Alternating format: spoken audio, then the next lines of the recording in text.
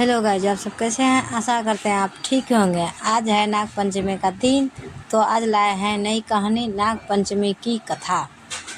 नाग पंचमी के दिन नाग देवता की पूजा की जाती है और दूध उनका अभिषेक किया जाता है। नाग भगवान शिव के प्रिय होते हैं। कथा। प्राचीन समय में एक सेठ थे जिनके 7 पुत्र थे। सातों का विवाह हो चुका था। सबसे छोटी बहू बहुत ही सुशील और संवेदनशील व्यवहार की थी, परंतु उसका कोई भाई नहीं था। एक दिन सेठ की सारी बहुएं घर लिपने के लिए मिट्टी लेने खुरपी और कुदाल लेकर गई। मिट्टी खोदते वक्त अचानक से वहां एक सांप निकला, जिसे बड़ी बहू खुरपी से मारने लगी। तभी छोटी बहू ने रोकते हुए कहा कि उसे मत मारो, बेचारा निरपराध है। सांप एक कोने में जा छिप बैठा है।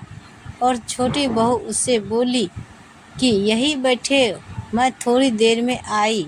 इसके बाद सब मिट्टी लेकर घर चली गई, लेकिन घर के कामकाज में लग गई और सांप को किया वादा भूल गई। उसे अगले दिन वह बात याद आई तो सबको साथ लेकर वहां पहुंची और देख कि सर्प उसी स्थान पर बैठे हुए हैं। उन्हें देखकर वह बोली, सर्प भैया नमस्कार। सर्प ने उत्तर देते हुए कहा, तू भैया कह चुकी है, इसलिए तुझे छोड़ देता हूँ, नहीं तो झूठी बात कहने के कारण तुझे अभी ही डस लेता। जवाब में वह बोली, भैया मुझसे भूल हो गई, मुझे क्षमा कर दो। तब सर्प बोला, अच्छा तू आज से मेरी बहन हुई और मैं तेरा भाई हुआ, तुझे जो मांगना हो मांग ले। वह बोली, भैया मेरा कोई नहीं है, अच्छा हुआ कि तुम मेरे भाई बन गए। कुछ दिन ऐसे ही बीत गए। वह सर्प मनुष्य का रूप रखकर उसके घर आया और बोला कि मेरी बहन को भेज दो। इस पर सबने कहा कि इसका तो कोई भाई नहीं था।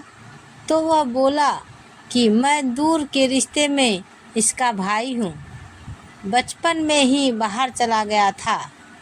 उसकी बातों पर सबको विश्वास हो गया और घर के लोगों ने छोटी बहू को उसके साथ भेज दिया।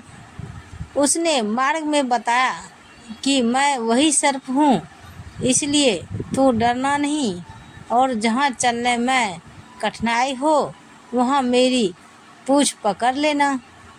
उसने कहा अनुसार ही किया और इस तरह वह उसके घर पहुँच गई। उस जगह के धन ऐश्वर्य शान शौकत को देखकर वह चकित हो गई। एक दिन सर्प की माता ने उससे कहा, मैं एक काम से बाहर जा रही हूँ, तू अपने भाई को ठंडा दूध पिला देना। उसे यह बात ध्यान न रही और उसने गर्म दूध पिला दिया, जिससे सर्प भाई का मुख जल गया। यह देखकर सर्प की माता बहुत क्रोधित हुई, परंतु सर्प के समझाने पर शांत हो गई। तब सर्प ने कहा कि बहन को अब उसके घर भेज देना चाहिए।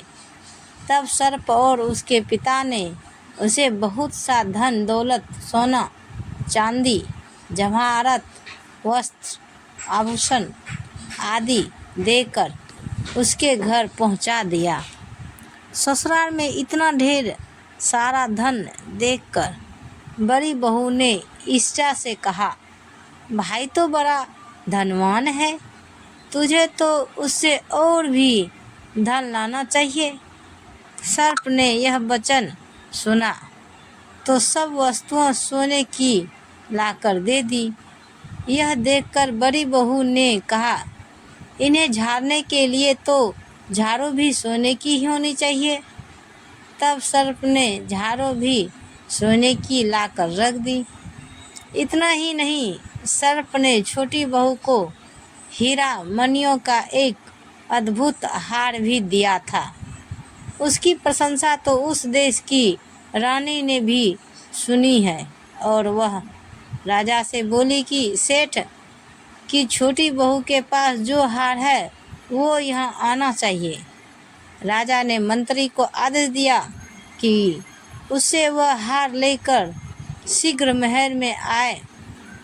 मंत्री ने सेठ जी से जाकर कहा कि महारानी जी छोटी बहू का हार चाहती है, वह उससे लेकर मुझे दे दो।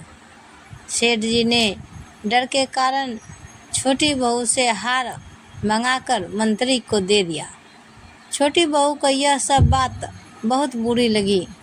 उसने दुखी होकर अपने सर्प भाई को याद किया और आने पे प्रार्थना की, भैया रानी ने हार छीन लिया है, तुम कुछ ऐसा करो कि जब वह हार उसके गले में रहे तब तक के लिए सर्प बन जाओ और जब वह मुझे लौटा दे तब हीरो और मणियों का हो जाए। सर्प ने ठीक वैसा ही किया। जैसे ही रानी ने हार पहना वैसे ही वह सर्प बन गया। यह देखकर रानी चीख पड़ी और रोने लगी। यह देखकर राजा ने सेठ के पास खबर भेजी कि छोटी बहू को तुरंत महल भेजो। सेठ जी डर गए और वे स्वयं छोटी बहू को साथ लेकर राजा के सामने उपस्थित हुए। राजा ने छोटी बहू से पूछा, तूने क्या जादू किया है, मैं तुझे दंड दूंगा। छोटी बहू बोली, राजन दृष्टा क्षमा कीजिए, यह हार ही ऐसा है कि मेरे गले में हीरो और मणियों का रहता है और दूसरे के गले में सर्प बन जाता है। यह सुनकर राजा ने वह सर्प बना हुआ हार उसे देकर कहा, इसे अभी हमारी उपस्थिति में पहन कर दिखाओ। छोटी बहू ने जैसे ही उसे पहना वैसे ही हीरो मणियों का खूबसूरत हार हो गया। यह देखकर राजा को उसकी बात का विश्वास हो गया और उसने प्रसन्न होकर उसे बहुत सी मुद्राएं भी पुरस्कार में दे दी।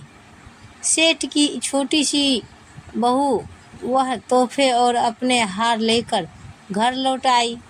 उसके धन को देखकर बड़ी बहू ने ईर्ष्या के कारण उसके पति को सिखाया कि छोटी बहू के पास कहीं से धन आया है। यह सुनकर उसके पति ने अपनी पत्नी को बुलाकर कहा, ठीक ठीक बता कि यह धन तुझे कौन देता है। तब वह सर्प को याद करने लगी।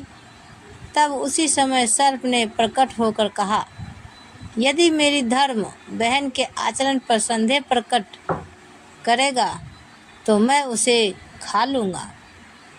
यह सुनकर छोटी बहू का पति बहुत प्रसन्न हुआ और उसने सर्प देवता का बड़ा आदर सत्कार किया। उसी दिन से नाग पंचमी का त्यौहार मनाया जाता है और स्त्रियों सर्प को भाई मानकर उसकी पूजा करती है। तो हर हर महादेव। तो ऐसे ही वीडियो देखने के लिए हमारे चैनल को सब्सक्राइब करें और नए हैं तो हमारे चैनल को जल्द से सब्सक्राइब करें और वीडियो को लाइक ज़रूर करें। धन्यवाद। तो मिलते हैं अगले वीडियो के साथ, तब तक बाय बाय गाइज।